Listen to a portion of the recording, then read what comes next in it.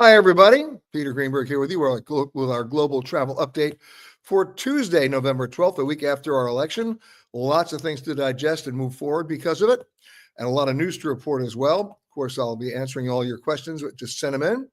But first, let's get to the news. And by the way, I'm coming to you right from Los Cabos in Mexico, where the desert meets the sea, one of our favorite destinations. We like to broadcast our radio show from here at least 2 or 3 times a year. What an amazing place to come to. It's got everything. I mean it, seriously.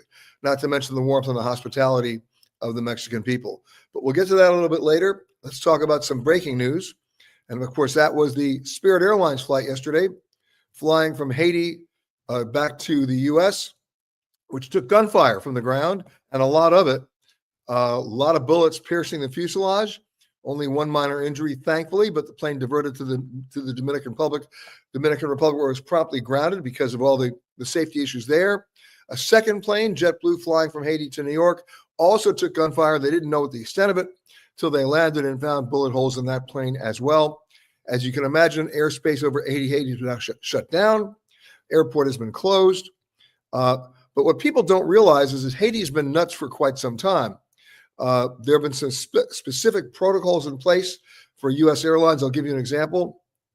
On American Airlines flights up until yesterday, they were double fueled, which meant that when they landed in Haiti, they did not need to be refueled to fly back home. They were double catered, so they didn't have to be provisioned once they were on the ground in Haiti. Once they landed in Haiti, the flight crew, both cockpit and cabin, was not allowed out of the plane. It was one of the fastest turnarounds ever. No airplane ever overnighted in Haiti. The crews flew in, the crews flew out. Right now, nobody's flying there. There's nobody in control. Remember that scene in Apocalypse Now? One of my, I won't say favorite, but certainly remembered scenes, where Martin Sheen shows up in a big firefight on the river and says to one of the GIs, who's in charge here? And the guy looks at him and goes, nobody. Welcome to Haiti. That airspace is now closed, as is airspace in many other parts of the world, over the Mediterranean, in Israel, Lebanon, flying into Jordan, airspace over the Ukraine, airspace over Iran, and airspace over most of Russia, including the Russian Far East. The problem for passengers, of course, is you can't get there from here in many cases. And if you can, it's another 3 or 4 hour length to your flight because you've got to do a go around. And those are expensive diversions for the airlines. In many cases, the airlines have actually stopped service simply because it was no longer economically viable to fly the route. We will see what happens in the days, weeks, and months ahead. But right now, it's a no-go in Haiti, a no-go in the Middle East, even over the Arabian Gulf in many cases.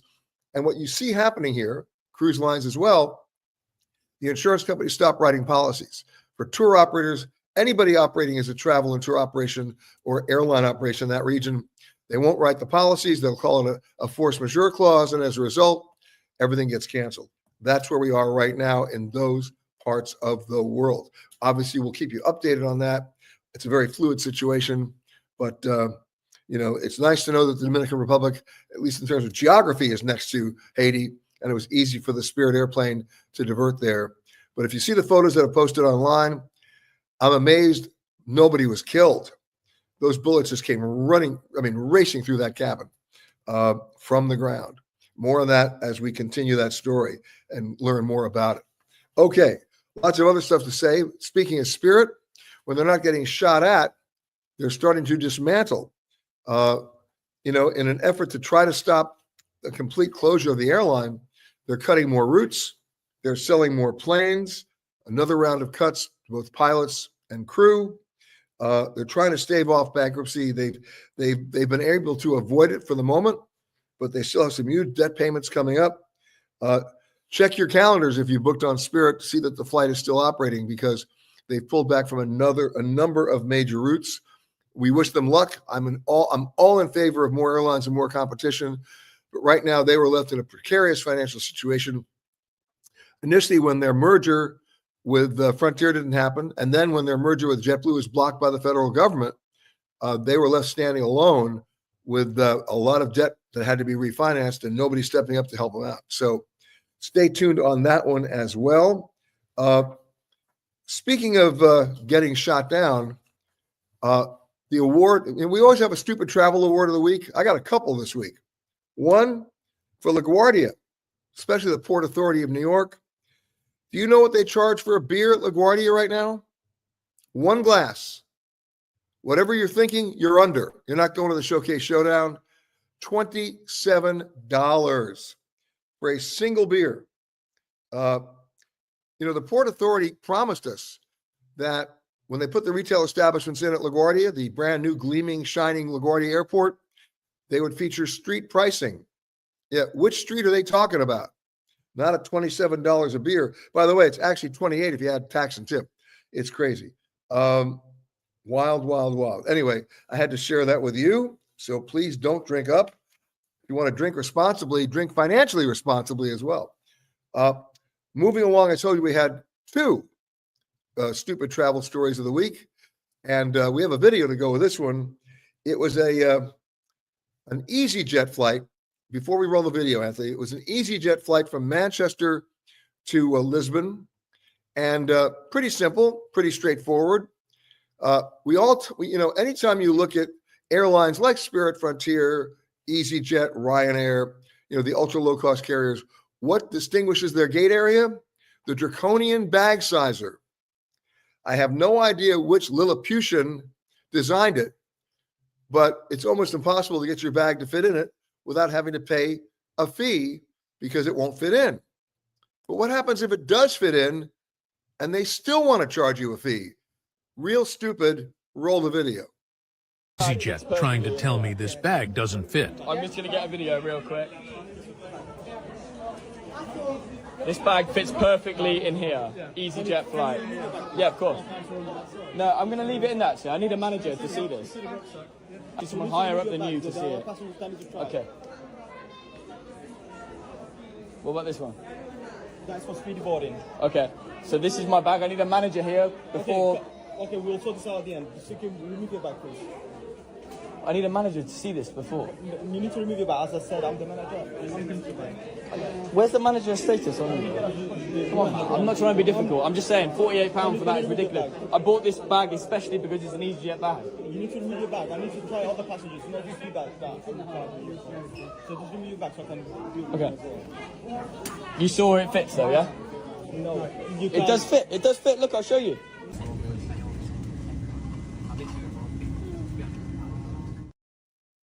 Okay, so moral to that story, or the ending of that story, they charged them $62, but the bag fit. We have video evidence. You saw it. He saw it. Airlines are so desperate to generate additional revenue, they even break their own rules. And so anytime you have a problem like that, folks, get your cell phone camera out. I'll be more than happy to post it and maybe get you your money back. Crazy. All right. That's our stupid travel story for the week. All right. Moving along. Here's another one. We talk about over tourism. What about, destinations that are just going to charge you a fee to visit, right? We talked about Venice. Roma's going to start to do that, not just in terms of the city, but in terms of particular locations, like the legendary Trevi Fountain. Now, it's closed right now for renovation, which means they drained the water and got all the cash. But forget 3 coins in the fountain. How about a couple of bucks to just go see the fountain? And for the moment, the Trevi Fountain's been replaced by an ugly municipal pool. And then they're going to charge admission to go to the fountain. Crazy. Speaking of that, how stressed is your city?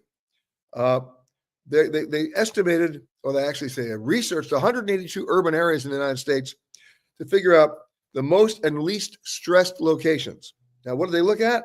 Everything from traffic, suicide rates, poverty, unemployment, even obesity. All right. Can you guess the city with the least amount of stress? You're never going to guess it. I never guessed it. Fremont, California. I don't get that. Okay. Followed by Burlington, Vermont, and Fargo, North Dakota. The most amount of stress? Well, you know what? Check out our website, petergreenberg.com, and we'll give you the answers to that too. So before you get stressed out, check that out. And of course, we're getting into the season of Christmas markets. We all know the ones that we think we know, the wonderful ones in Austria and Germany. My favorite Christmas market in Germany, we were there last year, was Nuremberg. Amazing, just absolutely amazing. But that's not the places where all the Christmas markets are located. you check out our website, you'll see a lot of alternatives in places that might surprise you that really do it well. Now, let's go to some of your questions coming in. Of course, Jim and Harriet had to be number one. They always are, from Richmond. Hello, guys. Priya's calling from cold Chicago. Lorraine is saying greetings from cold Lansing, Michigan. Okay. Hi from Bellingham, Washington to Sue. Camilla's saying hi from Tucson. Someone's watching from New Jersey. Tim is saying hello from Atlanta. And thanks for the nice comments, Tim. Melanie's saying hi from Miami. Watching the tropics, possible hurricane a week from today. Yeah, have you noticed the hurricane season is extended every year? Starts earlier, ends later. Sandy's saying hi from New Hampshire. Robin's saying hi from Williamsburg, if you're from New Jersey. And happy Veterans Day a day later to her brother and sisters in arms. Paul's saying hi from Ashton, Washington. Patty's saying no beer at LGA. Yay. And Patrick, good morning. Colleen's saying don't feel like cooking, so enjoying restaurant week here in San Francisco instead. Hope you are enjoying your week as well. I am here in Los Cabos, but we're going to be traveling Thursday to Louisiana. I'll explain why in a second. Then to Los Angeles, then to Marbella, then to Rome, then to Nice and Cannes, then to Trieste, then to Barcelona, then to Malaga, then to Istanbul. I finally get back to the U.S. around December 20th, in time to stay at home and watch Wheel of Fortune and The Price is Right for the rest of that week. And if you think I'm kidding, you're wrong. I actually DVR it. It's my guilty pleasure. All right. Christantis is saying, I've never seen your post before for a long time. Well, you're seeing them now. Renner's saying hello from the Central Valley of California. Christantis wants to know when I'm going to visit Tanzania again. Just had a meeting with them last week in London. We are planning to go back in 2025 and maybe even do one of our television specials in Tanzania, a country we absolutely love. Scott saying hi from Jacksonville. Patty's saying Detroit is stressful. Okay. Melanie saying visited both the Berlin and Prague Christmas markets and both were amazing. They are. Absolutely. The only problem with Prague, well, this is a problem my wife has. It's not a problem I have. Is every 30 feet there's another candy store. Yay. But again, I'm not allowed to go there unescorted, so it doesn't happen anyway. Okay. Reg's watching from Omaha. Still no snow. My stupid travel story, a stack of compact discs inside a bag, always alerts the x-rays. It does.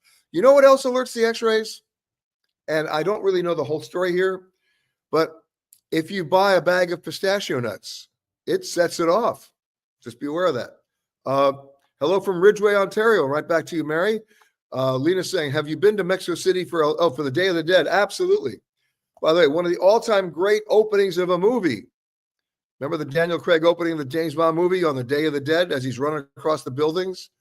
That was probably one of the best. There's a lot of CGI in there, I know, but one of the best shot Day of the Dead shots you'll ever see in the opening of that movie. Even if you don't like James Bond movies, watch that. Okay. Tim says, is it just me or is Hertz doing an interesting thing? I've noticed all their EVs are cheaper to rent than gas cars. Well, no, it's not just you. Hertz made a calculated decision that backfired on them where they tried to do their entire fleet or most of their fleet as EVs and nobody took them up on it. They ended up trying to sell the fleet later at a huge discount. It actually cost the chairman of Hertz his job. And right now they're just basically still trying to get you to rent the car. So they're lowering the prices on the EVs. And one of the problems is this, and it's really quite simple if you figure it out. If you want to rent an EV or even own an EV, and you're only going to drive within 200 miles any given day, meaning, going around town, doing errands, going to a location that's close to home and back again, people can do that. And people absolutely do it. But if you're renting a car to take a trip from, let's say, New York to Miami, or New York to Chicago, or anywhere over 500 miles, that means you're going to have to stop and get charged. And where are the charging stations? We don't have enough. Or even if we do have enough, they're not easily marked. And people are nervous about trying to find one that might even be available. And how long is it going to take on a slow or a fast charge basis? Because of that, the enthusiasm for renting EVs was somewhat mitigated. And now you know why. Okay.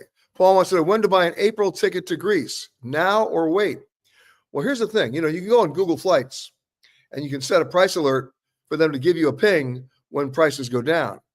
Keep in mind that airline algorithms that project prices over a year-over-year basis, and that's how they'd be able to, set the prices by looking at the demand.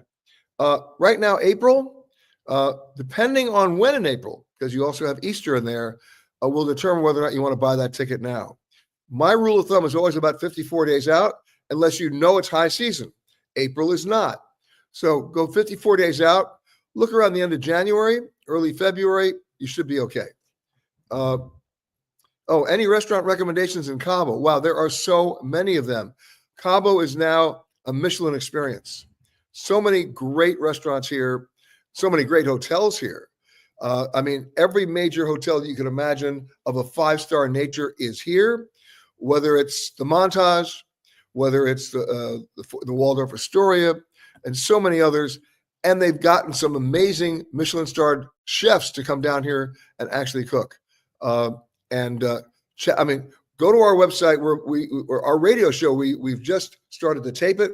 We're going to have a lot of those chefs on the show. So check out the radio show when it airs very, very soon. And we'll give you the idea on when in the next week or so.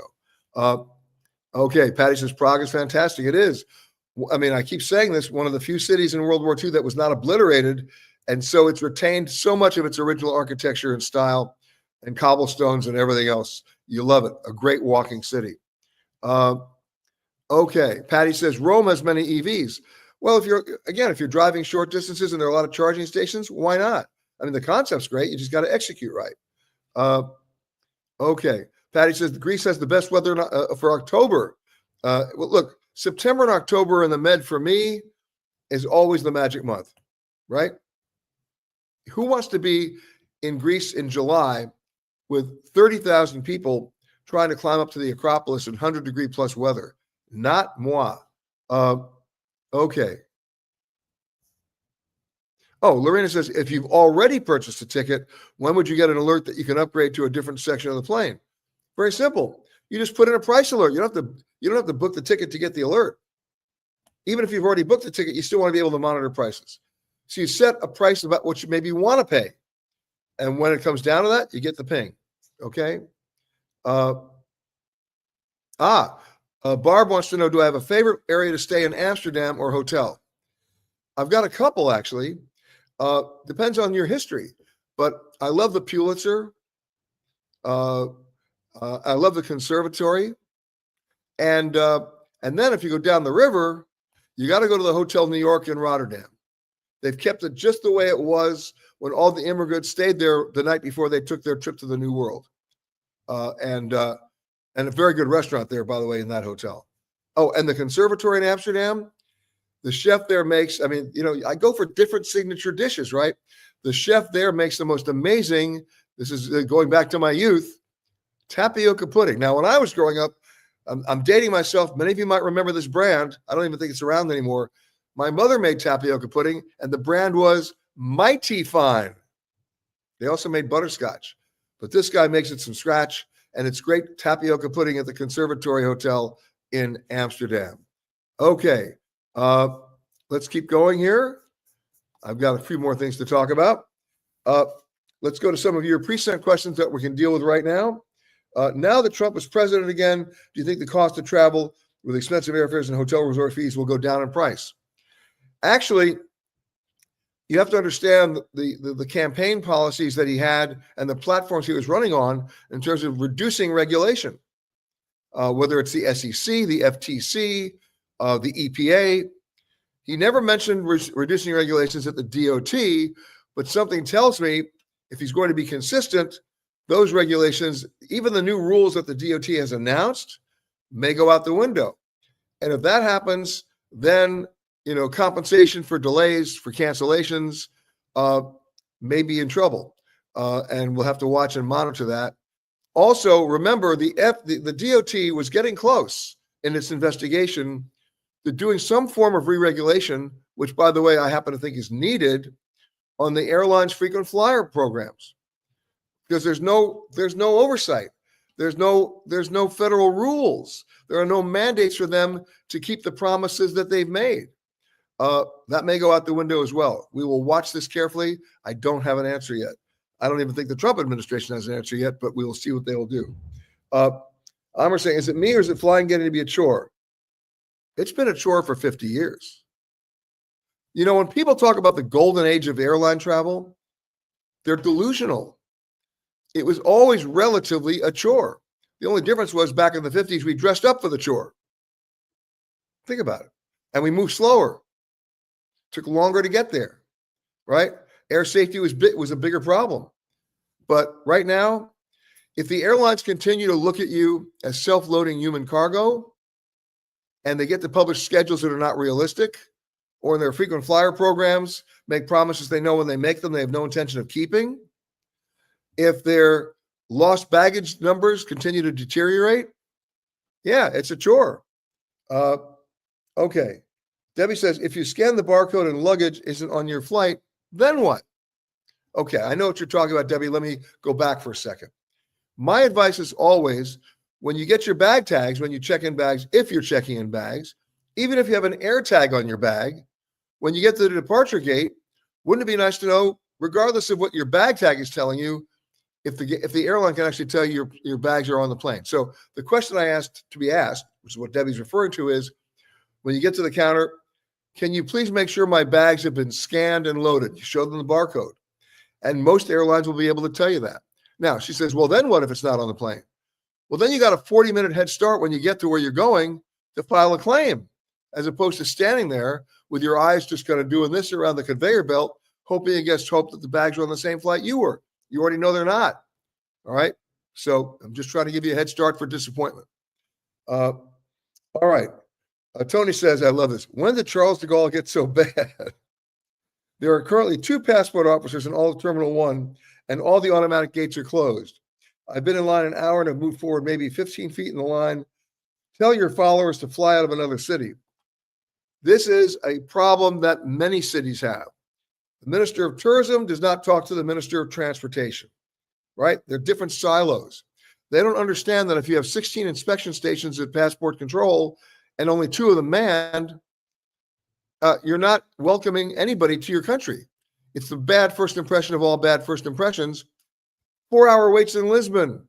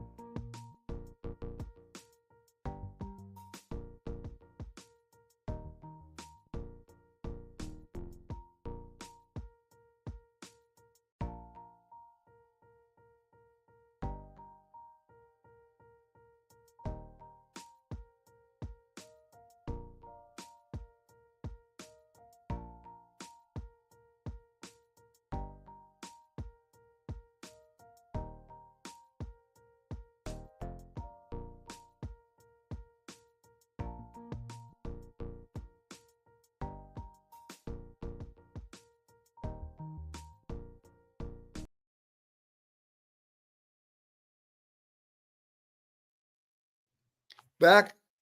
I am back. Sorry about that. We had a total internet crash here in Los Cabos. It happens sometimes. So thanks for sticking with me. I believe I was talking about the Minister of Transport not talking to the Minister of Tourism and how they haven't figured out how to make your entry into a country easier. I've seen this happen in Lisbon. I've seen it happen in Los Cabos here 2 days ago. I've seen this happen in so many different destinations, and it's St. Martin in the Caribbean and so many others. It's an easy fix. And what they don't understand is you can even approach them with a revenue argument. That the earlier I leave the airport when I enter the country, the more money I'm going to spend. So look, in the era of 2024 and new technology where biometrics is now taking control and we have e-gates, why shouldn't we be able to speed through faster? There's no good answer to that. That's a rhetorical question. They should be ashamed of themselves, and hopefully they'll hear me, and we'll do it. Okay. Alex says, hi, Peter. My flight was delayed 2 hours to weather, and then I canceled my flight. Can I get refunded? I paid for the flight on mileage. Well, the airlines have an out. If the airline cancels your flight for any reason whatsoever, you're actually due compensation in the form of a full and immediate refund to your original form of purchase. But your flight wasn't canceled. Your flight was delayed. And under the new DOT rules, which are actually in effect now, the actual delay has to be 3 hours for you to get compensation. You mentioned 2 hours. So right now, you may get a future flight credit from United, but I don't think you're going to get a refund. Cheryl says, I'm checking out flights from Seattle to Santander. If I book just to Madrid, it's $500 cheaper. And a new flight to Santander from Madrid is just $50 one way. What am I missing? I get that I'd have to go to baggage claim and go through security, but the difference is huge. Well, it's not that you're missing anything. It's about load factors and what the airline thinks is their most, lucrative market. So that's why it's often a good idea to look at one ways as opposed to one round trip with a stop in the middle. You might find savings as you just did. So as long as you give yourself enough time to land, get your bags, go through security again, recheck your flight and your bags, you save the money. Okay. Walter wants to know if Amsterdam is safe to visit right now. Of course it is. Linda says, traveling to New York this time of year, I've seen a lot of holiday pop-up restaurants and bars advertised in the city. You will, and they'll stay till around the 5th of January. This started, by the way, during COVID as well, and it's still going on. So have fun with that. You will not be disappointed. Although the price gouging might be a little disappointing. All right, let's just see what we got here. I'm going to scroll down. I'm sorry again for the internet glitch. Okay, Pat says heading to Tangier in March. Any recommendation what area to lodge? Currently, the Continental already seems full. Well, if you're going to Tangier, what you haven't answered me is where else in Morocco are you going to go and how much time are you spending? Because if you look at the map, if you're going to Tangier, why wouldn't you also hop across the straits and go to Gibraltar too? Give me some more information. I'll help you out. And Red's saying there are ground level ruins you can go to and touch for free. Just take a selfie with the Acropolis in the background. Okay. Mary says about visas that we'll need next year when we need it for every country traveling to the EU. If we go on tours, I hope they will start that May 7th next year. Well, yes and no. They keep moving it back. But we're talking about the ETA, right? An electronic travel authority. Right now, it's going to be priced at about $9. You have to do it online before you ever get to the airport. So you can show that visa, if you will, to be able to get on the plane. That's for every European Union country. And keep in mind, for those of you who are sentimentalists when it comes to your passports, as of the 27th of this month, and this also applies to all European Union countries, guess what? No more passport stamps. You can't show everybody where you were based on what stamps you have on your pages. So just be aware of that. Okay. Renew wants to know the best and most economical way to get from San Francisco to Puerto Rico the first week of March of 2025. Well, this goes back to the last question about going to Santander and then to Madrid. If you want to price out a San Francisco to Puerto Rico flight, you might also want to price out San Francisco, Miami round trip and a Miami to San Juan round trip, or San Francisco to Fort Lauderdale round trip and Fort Lauderdale to San Juan round trip. You might be surprised about the fare differential there. Okay. All right. Jim and Harriet wants to know that. Oh, did you know that Harriet's Uncle Ted was the first lawyer to appear before the Civil Aeronautics Board in Washington, D.C.? For those of you too young to remember, the Civil Aeronautics Board used to govern airlines, and they were basically legislated out of business in 1978 with the advent of airline deregulation. Although many of the CAB rules transitioned over and are still in effect. Okay. Okay, hold on a second. Steve says, did you see the news that Apple has opened up third-party sharing so airlines can link up with AirTags now to help better track down luggage? Gee, I mean, common sense, right? I love that idea.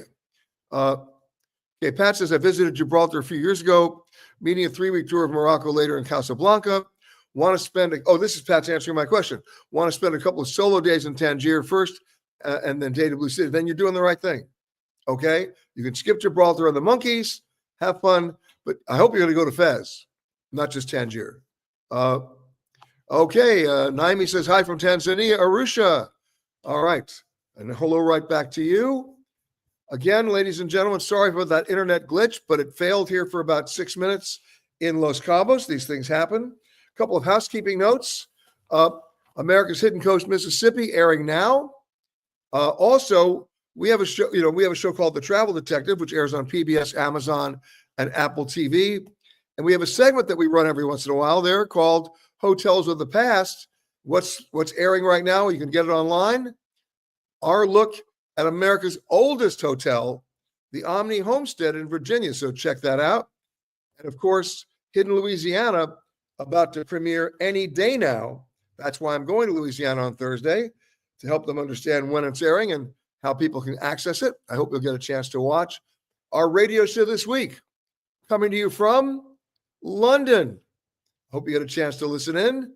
That'll be this Saturday from 10 a.m. to 1 p.m. Eastern time. Of course, it also streams live. Just go to our website at about 10:05 Eastern, and you will hear the whole show. Sorry once again for the glitch. Sorry again for dropping off. I send you greetings again from Los Cabos. Anthony, thank you for running the boards back in Los Angeles, and we will see you next week. And everybody have a great rest of the week. And I forgot something, the photo of the week. There it is. Anthony reminded me. Congratulations to Elaine Boulay. Taken where? In Rhode Island, Smithfield to be exact. You know what? The colors are there now. It's interesting how the colors have stayed in November. But this is taken actually in October, but they're still there. And she says the trees along the highways and reflected in ponds were spectacular this year. My mom is almost 96 years old, and I was thrilled to be able to share these fall views with her again. Congratulations, Elaine. And by the way, if you think you have a photo that qualifies for the photo of the week, you know what to do. Just send it to photocontest@petergreenberg.com. And if we agree, it goes right up there on the screen next to Elaine's picture that she was able to shoot with her 96-year-old mom. Thank you again, Elaine, for that. And now I'll tell you guys, I'm sprinting out of here. We will see you next week from another location somewhere around the world. But in the meantime, have a great rest of the week and be safe.